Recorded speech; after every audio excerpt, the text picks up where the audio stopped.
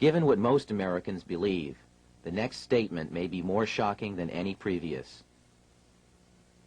The fact is, the United States is not a country, but a corporation contractually created by the Constitution. Your state is a country, per the law, and your original citizenship is of that country. Our founders instituted themselves to be first and foremost citizens of their respective states. As of 1787, those states already had formed a union, and they created the Constitution for the purpose of perfecting that union in forming a national government. They did not intend that the new nation have any jurisdiction or powers over the states or their citizens that were not specifically enumerated in the Constitution.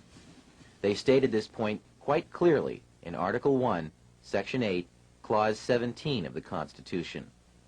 They granted the United States exclusive legislation in all cases whatsoever over such district not exceeding 10 miles square as may become the seat of the government of the United States, our District of Columbia, and to exercise authority over all places purchased by the consent of the states.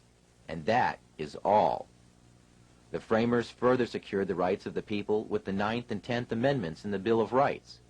In the 9th, they established that the enumeration in the Constitution of certain rights shall not be construed to deny or disparage others retained by the people. And in the 10th, they made clear that the powers not delegated to the United States by the Constitution, nor prohibited by it to the states, are reserved to the states respectively, or to the people. The only way the federal government can have any jurisdiction beyond these constitutional clauses is by written permission or contract. Which leads us to another piece of the puzzle, the 14th Amendment to the Constitution, ratified in 1868 following the Civil War. As barbaric as it may sound today, the black slaves, prior to the conclusion of the Civil War, were legally considered to be property, with none of the rights or privileges of free-born people, only duties. The money interests took advantage of America's desire to free the slaves, and found a way to use the swiftly adopted post-war constitutional amendments to enslave all of the people. The deceit is in the wording of both the 13th and 14th Amendments. You will note that the 13th Amendment provides that neither slavery nor involuntary servitude shall exist within the United States. But why the emphasis on involuntary servitude? Isn't it the same thing as slavery? Sure it is. But they had to mention the concept of involuntary servitude because they wished to retain another type of slavery, voluntary servitude. Voluntary servitude is an ancient and established concept. It was the way serfs became subjects to their lords during feudal times in England and other European countries. It was a way for free men to earn a living at a time when all property was held by a select few, and thus anyone who wanted to farm and support their family had first to agree to be subject to a lord of the land. Our forefathers hated this concept and designed our Constitution to exclude titles of nobility, making all Americans sovereign. The 14th Amendment turned the intention of the founders on its ear by making voluntary servitude a requirement for former slaves to gain the rights already guaranteed to free-born United States citizens. When the slaves were released from their involuntary servitude following the war, their status was changed from that of being property to that of being a person. But being a person still entitled them to none of the rights associated with citizenship. So the 14th Amendment ostensibly was written to provide the former slaves with the same constitutional rights of free-born American citizens, but only if they agreed first to become subject to the jurisdiction of the corporate United States. Making oneself paramountly, that is, first subject to the jurisdiction of the laws of the United States, however, limits access to parts of the Bill of Rights, as we'll explain in a moment. But first remember, anyone who voluntarily subjects himself to the laws or jurisdiction of another is, in every way, obligated to abide by the terms of any contracts or laws established by whomever establishes the rules of the contract. In simple terms, This meant that the former slaves became subjects first to the United States, and secondly to the state in which they lived.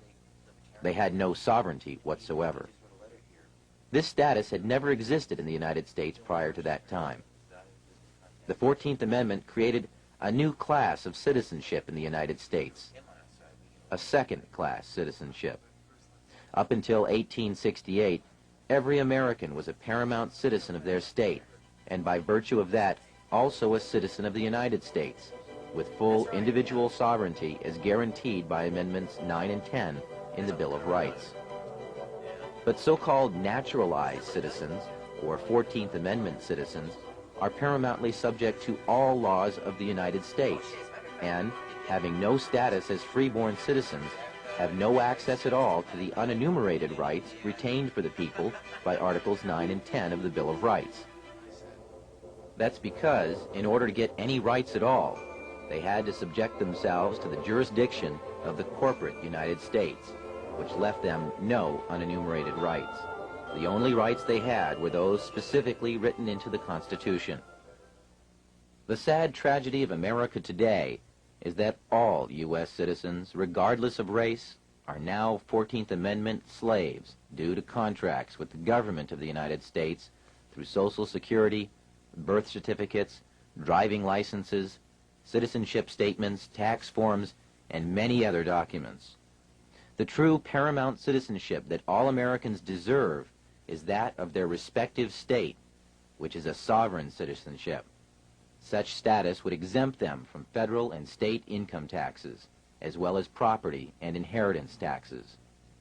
This sovereign citizenship was the status held by our forefathers. Now, if you're still thinking that the U.S. government needs to have a central bank and collect income tax or it will collapse, think again. Over 2/3 of the federal government's income is derived from sources other than income tax. There is even evidence suggesting that none of your income tax is used by the government. Fees, excise taxes, tariffs, sales taxes, and other forms of income have easily supported the U.S. budget in the past and could easily support it now.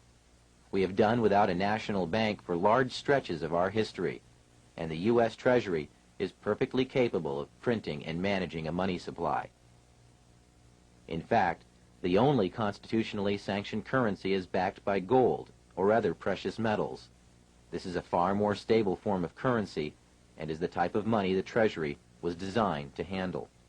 The government was doing so well collecting money under these original laws that it had amassed a huge surplus by the time this cartoon was penned 100 years later in 1887, when there still was no income tax collected at all. Up to this point, we have shown you how the money interests have 1. Established the Federal Reserve System, and 2. Exploited a second class of citizenship created by the 14th Amendment for other purposes. And we have mentioned a few names involved in the creation of the Fed. But there are other organizations working for our economic enslavement as well, along with other extremely rich and powerful international bankers. Those who support the Fed have created a global movement to centralize economic power in various puppet organizations that preach peace and stability through some variation of socialism, but act aggressively to draw nations into a web of foreign debt and servitude to their agenda. The United Nations, the World Monetary Fund, and the Council on Foreign Relations are all committed to an agenda of world domination through manipulation of economic power. The Council on Foreign Relations openly admits to being a private club, yet it is the primary recruiting post in both international banking and the federal government of the United States. Richard Nixon, Nelson Rockefeller, John Foster Dulles, Dean Rusk, Alger Hiss, Robert S. McNamara, and every president since FDR, with the exception of John Kennedy, have been members of this exclusive club where super financiers and your elected representatives can mix freely and plan the next step in the consolidation of power in a new world order.